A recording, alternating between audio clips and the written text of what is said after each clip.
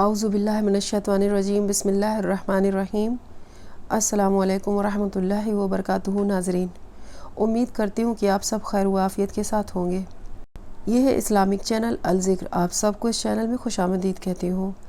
आज के वीडियो का मौजू है घरेलू परेशानियाँ और उलझनों से निजात के लिए दुआएँ, यानी दुआओं की अहमियत हमारी ज़िंदगी में कितनी ज़्यादा है, इसके बारे में गुफ्तगू करेंगे। आइए सुनते हैं ये वीडियो। किस तरह हम अपने खानदानी जिंदगी को, अपनी माशरती जिंदगी को खुशगवार बना सकते हैं अल्लाह सुब्हानो ताला की मदद के साथ। कोशिश अपनी जगह, लेकिन हर कोशिश उस वक्त फायदामंद हो जाती है जब इंसान उसके साथ साथ अल्लाह ताला से दुआ करता है। हदीस में आता है कि अल्लाह सुब्हानो ताला के नजदीक दुआ से ज्यादा मुअज़्ज़ज़ और कोई चीज नहीं, यानी सबसे ज्यादा अल्लाह ताला जिस चीज को बंदे की वैल्यू करते हैं वो दुआ मांगना है। इसी तरह एक और हदीस में आता है कि दुआ करना अफजल इबादत है, यानी इंसान जब अल्लाह ताला के आगे हाथ फैलाता है, अपने दिल की पुकार अपने रब को सुनाता है, तो दरअसल वो इबादत की हालत में होता है और एक अफजल इबादत कर रहा होता है। इसलिए कसरत के साथ दुआएं करते रहना चाहिए, लेकिन याद रहे कि दुआ करने से पहले अल्लाह सुब्हानो ताला की तारीफ जरूर की जाए।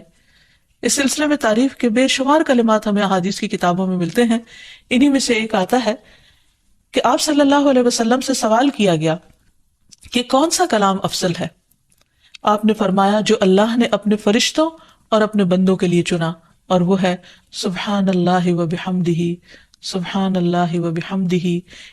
यानी जब इंसान दुआ करना चाहे तो उससे पहले कुछ मर्तबा जितना उसका दिल चाहे अल्लाह ताला की तस्बीह और हम्दो सना बयान करे और बार बार तकरार के साथ कहता रहे सुब्हान अल्लाहि व बिहम्दिही।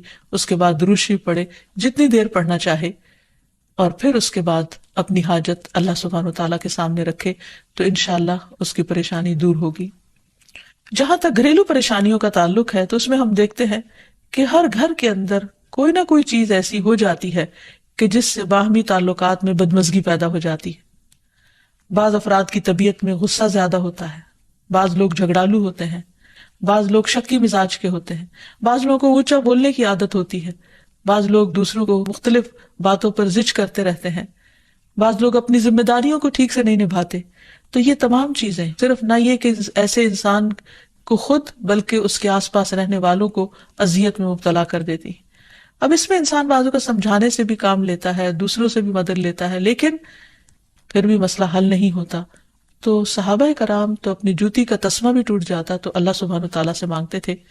तो अगर घर के अंदर किसी किस्म की नाचाकी या परेशानी है तो उस सिलसिले में भी हमें अल्लाह ताला की तरफ रुजू करना चाहिए, और फिर उसके साथ साथ दूसरे को जो मुश्किल पैदा कर रहा है समझाना भी चाहिए।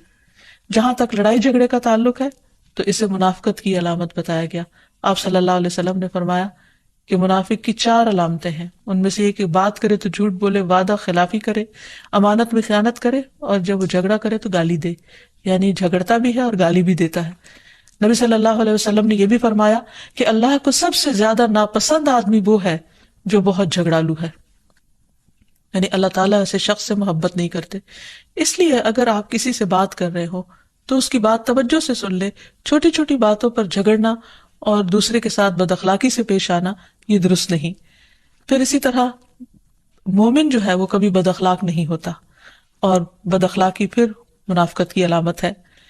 रसूलुल्लाह सल्लल्लाहु अलैहि वसल्लम ने फरमाया तुम्हारे ये नसब नामे किसी के लिए गाली का सबब नहीं है। तुम सब आदम की औलाद हो, एक दूसरे के करीब हो, दीन या अमल सालेह के अलावा किसी वजह से किसी को किसी पर कोई फजीलत नहीं। आदमी के बुरा होने के लिए यही काफी है कि वो फहश गो हो, बद कलाम हो, बखील हो और बुजदिल हो। फिर इसी तरह आपस में मोहब्बतों का ना होना, बहन भाइयों में नाचाकी या शौहर बीवी में नाचाकी या वालिदैन के साथ मोहब्बत का ना होना, ये एक तरह से अल्लाह ताला की तरफ से एक आजमाइश भी हो सकती है और एक अजाब भी हो सकता है। मोमिन तो मोहब्बत करने वाला होता है, और उस शख्स में कोई खैर नहीं जो मोहब्बत करता नहीं और लोग उससे मोहब्बत नहीं करते। और लोगों में सबसे ज्यादा बेहतरीन इंसान वो है जो लोगों के लिए फायदेमंद होता है। तो इसलिए बहुत जरूरी है कि खानदान के अंदर बाहम मोहब्बत पाई जाए। घरेलू जिंदगी खूबसूरत हो जाती है اگر آپس میں ایک دوسرے سے پیار، محبت اور ہمدردی کے جذبات پائے جاتے ہیں۔ پھر اسی طرح بعض اوقات گھریلو زندگی میں بدگمانیاں بہت تکلیف دیتی ہیں، یا گھر کے کچھ افراد سنی سنائی باتوں پر یقین کرتے ہوئے دوسروں کے خلاف بدگمانی پال لیتے ہیں، تو اس سے بھی پرہیز کرنے کی ضرورت ہے۔ اسی طرح گھریلو پریشانیوں میں گھر کا تنگ ہونا بھی ایک عذاب کی شکل ہے۔ اس لیے نبی صلی اللہ علیہ وسلم نے ہر وضو کرنے کے بعد جو دعا سکھائی، اس میں خاص طور پر یہ دعا آتی ہے کہ اللہ میرے گھر میں وسعت پیدا کر دے، یعنی ایک تو دلوں میں وسعت ہو، اور دوسرا یہ ہے کہ جگہ بھی کشادہ ہو۔ رسول اللہ صلی اللہ علیہ وسلم نے فرمایا 3 چیزیں بدبختی میں سے ہیں۔ عورت جب تو اسے دیکھے تو وہ تجھ کو بری لگے، اور وہ تجھ پر اپنی زبان چلائے، اور اگر تو اس سے غائب ہو تو وہ اپنے نفس کی اور تیرے مال کی حفاظت نہ کرے۔ دوسرے، مریل سواری کہ اگر تو اسے مارے اور چلائے تو تجھ کو تھکا دے، اور اگر اسے چھوڑ دے تو تجھے جلد تیرے ساتھیوں تک نہ پہنچائے، اور ایسا گھر جو تنگ اور کم سہولتوں والا ہو۔ تو اس لیے اگر انسان ایسی کسی تکلیف میں مبتلا ہے تو اس کا حل بھی یہی ہے کہ کوشش کے ساتھ ساتھ انسان دعا کرے۔ اسی طرح خرچ میں کمی، وسائل میں کمی، مال میں کمی، یہ تمام چیزیں بھی عموماً گھروں کے اندر جھگڑے پیدا کر دیتی ہیں۔ کھانے پینے کی قلت، بنیادی ضروریات کا پورا نہ ہونا، تو ایسی صورت میں بھی انسان اللہ تعالیٰ کی طرف رجوع کرے، اور اس کے لیے ساتھ ہی کوشش بھی ضروری ہے۔ کوشش میں سب سے پہلے تو یہ کہ انسان جی ناظرین، ہر انسان کو اپنی پریشانی اور الجھنوں سے اگر نجات چاہیے تو وہ کوشش کرے، اللہ سبحانہ و تعالیٰ سے دعائیں کرے، اور اپنے جو دل اور دماغ میں بدگمانی ہے دوسروں کے لیے، خاندان والوں کے لیے، اپنے معاشرے والوں کے لیے، جو بھی ہے دوستوں کے لیے، تو ان سے نجات پانے کی ضرورت ہے، بدگمانی دور کرنے کی ضرورت ہے۔ تو ہم اگر یہ ساری چیزیں ہٹا دیں گے اپنے دل دماغ میں، صرف اخلاق اپنی زندگی میں لائیں گے، بد اخلاقی سے بچیں گے، تو ہم اپنے زندگی میں سکسیس ہو سکتے ہیں، اللہ سبحانہ تعالیٰ کو راضی کر سکتے ہیں۔ آئیے سنتے ہیں آگے کا یہ ویڈیو۔ لڑائی جھگڑا چھوڑے، صبر و ضبط کی عادت ڈالے، برداشت اور تحمل کی عادت اپنے اندر پیدا کرے، اپنے اخلاق کو بہتر بنائے۔ ایک حدیث کے مطابق اللہ سبحانہ و تعالیٰ جب کسی گھرانے پر خیر و برکت نازل فرمانا چاہتے ہیں تو اس گھر والوں کے اندر نرمی پیدا کر دیتے ہیں۔ اور ایک اور حدیث میں یہ بھی آتا ہے کہ جو نرمی سے محروم کر دیا گیا وہ ہر خیر و بلائی سے محروم کر دیا گیا۔ تو اس لیے گھر کے ہر فرد کو اپنے اپنے رویے پر غور کرتے ہوئے اپنے اخلاق کی اصلاح کرنے کی ضرورت ہے، اور دوسروں سے توقعات زیادہ رکھنے کی بجائے اپنا طرز عمل اچھا کرنے کی ضرورت ہے۔ اور گھر والوں کے ساتھ بہترین ہونا نبی صلی اللہ علیہ وسلم کی سنت ہے۔ آپ نے فرمایا تم میں سے بہتر وہ ہے جو اپنے گھر والوں کے لیے بہتر ہو، اور میں تم سب کی نسبت اپنے گھر والوں کے حق میں اچھا ہوں۔ یعنی آپ نے اپنی مثال دی کہ میں سب سے اچھا سلوک اپنے گھر والوں سے کرتا ہوں، تو تمہیں بھی اگر اچھا بننا ہے تو ایسا ہی کرنا ہوگا۔ پھر اسی طرح گھر والوں کو زیادہ سے زیادہ فائدہ پہنچانا۔ حسن بصری سے مروی ہے کہ اللہ تعالیٰ کے نزدیک پسندیدہ بندے وہ ہیں جو اپنے اہل و عیال کو سب سے زیادہ نفع دینے والے ہیں۔ پھر اسی طرح پیار و محبت سے رہنا۔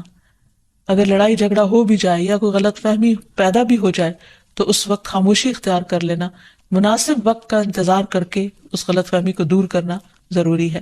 پھر اسی طرح اللہ سبحانہ وتعالیٰ نے گھریلو زندگی کو خوشگوار بنانے کے لیے جو بہترین ہدایت ہمیں قرآن مجید میں دی ہے وہ ہے عفو و درگزر سے کام لینا۔ اللہ تعالیٰ فرماتے ہیں یا ایھا الذین آمنوا ان من ازواجکم واولادکم عدوا لکم فاحذروہم وَإِن تَعْفُوا وَتَصْفَحُوا وَتَغْفِرُوا فَإِنَّ اللَّهَ غَفُورٌ رَّحِيمٌ إِنَّمَا أَمْوَالُكُمْ وَأَوْلَادُكُمْ فِتْنَةٌ وَاللَّهُ عِندَهُ أَجْرٌ عَظِيمٌ۔ اے لوگو جو ایمان لائے ہو، بے شک تمہاری بیویوں اور تمہارے بچوں میں سے بعض تمہارے دشمن ہیں، سو ان سے ہوشیار رہو، اور اگر تم معاف کرو اور درگزر کرو اور بخش دو تو بے شک اللہ بے حد بخشنے والا نہایت رحم فرمانے والا ہے۔ تمہارے مال اور تمہاری اولاد تو محض ایک آزمائش ہے، اور جو اللہ ہے اسی کے پاس بہت بڑا اجر ہے.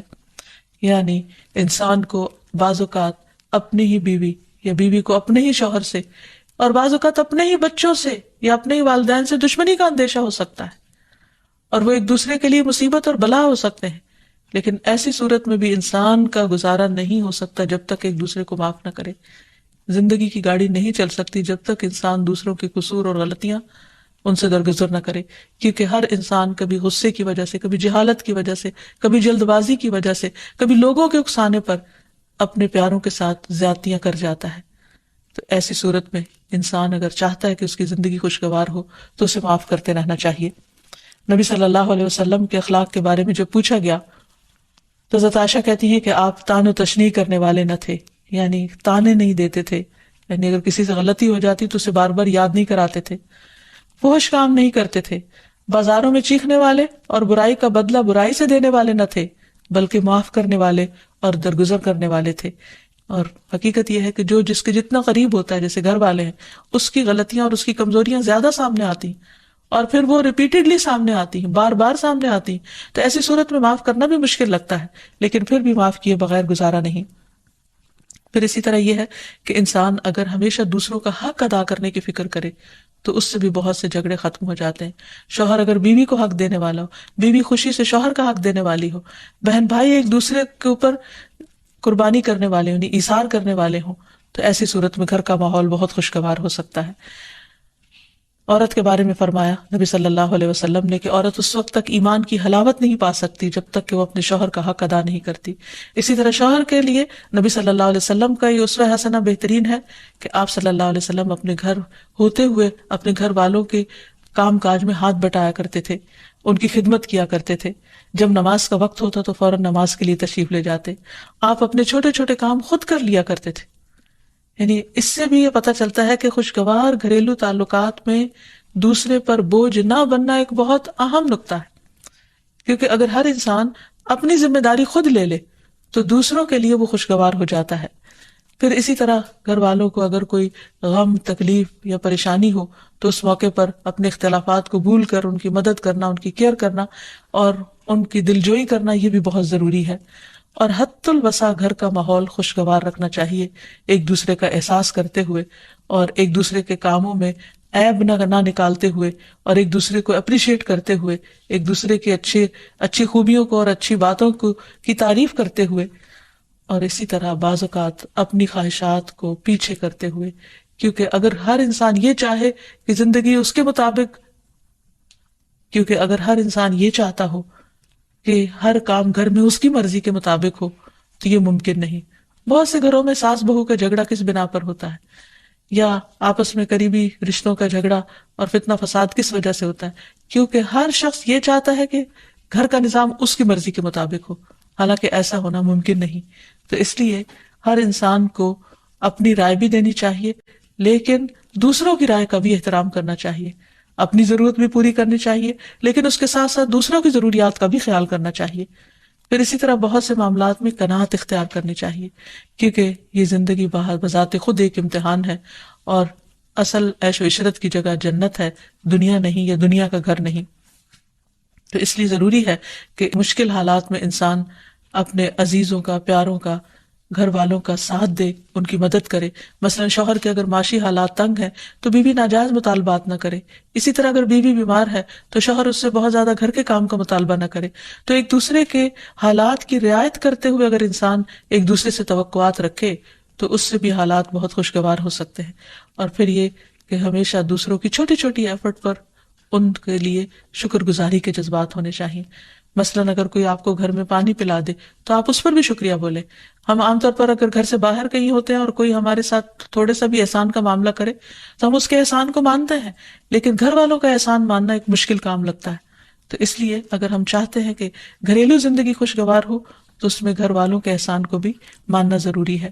اور پھر چھوٹی چھوٹی اذیتوں کو بہت مینشن نہیں کرنا چاہیے، ان کا ذکر نہیں کرنا چاہیے، ان پر صبر کرنا چاہیے.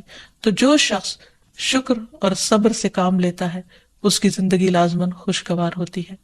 لیکن اس کے باوجود بھی اگر گھریلو زندگی میں تنگی ہو، تکلیف ہو، آپس کی ناچاکی ہو، دشمنی ہو، پریشانی ہو، بہت بے چینی ہو، تو پھر اللہ سبحانہ وتعالیٰ ہی کی طرف رجوع کرنا چاہیے، کیونکہ قرآن مجید میں آتا ہے وَإِن يُرِدْكَ بِخَيْرٍ فَلَا رَادَّ لِفَضْلِهِ يُصِيبُ بِهِ مَن يَشَاءُ مِنْ عِبَادِهِ وَهُوَ الْغَفُورُ الرَّحِيمُ، اور اگر اللہ تجھ سے کوئی بھلائی کرنا چاہے تو کوئی اسے ٹالنے والا نہیں، وہ اپنے بندوں میں سے جسے چاہے فضل سے نوازتا ہے اور وہ بخشنے والا اور رحم کرنے والا ہے۔ تو اس لیے چھوٹی چھوٹی تکلیفوں پر بھی فوراً اللہ کا ذکر، اللہ کی یاد، اللہ کی تسبیح انسان کے دل کو سکون بخش دے۔